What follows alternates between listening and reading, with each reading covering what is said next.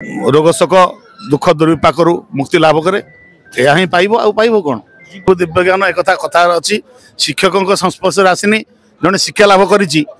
Doctor संस्पर्श आसनी अंधार shop अच्छी बेंग अच्छी खाल अच्छी खमा अच्छी भाग अच्छी भालू अच्छी किए जान कौन अंधार भितर तो अनेक रकम ठाकुर हेले उच्च पुरुष एठी मनीष आसिले ठाकुरमुखी हेले इष्टमुखी हेले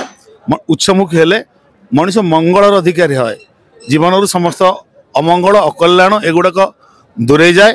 मनीष शांति लाभ करे स्वस्ति लाभ करे ज्ञान लाभ करे भक्ति लाभ करे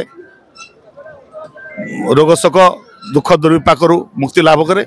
यह ही पाइब आ पाइब कौन जीवन में कौन गुरु बिना कौन ये सब जिन संभव नुहे कौन खाली जड़े जीवन में गुरु थे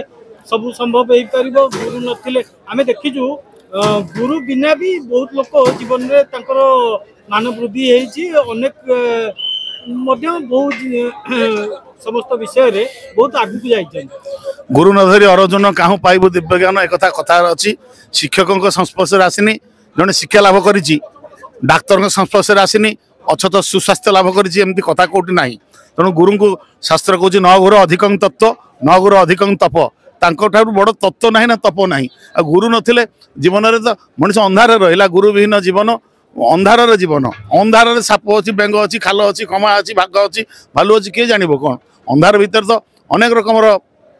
अंधार ही रही तेणु गुरु नथिले जीवन में मुक्ति ना गुरु भगवान तो से लगे निजे नारद को पठे ध्रुव को दीक्षा माने दीक्षा देवाई दर्शन देवे बोली तेणु गुरु नथिले मुक्ति ना गुरु जीवन सबकि गुरु माने अंधार रु माने आलो आपने जानती अंधार आलोक को नियंती अज्ञान रूपक अंधकार दूर करी मनीष ज्ञान रूपक चक्षु जे मनीष खोली दियंती सी हूँ गुरु गुरु नथिले जीवन में आसब कौटी मुक्ति।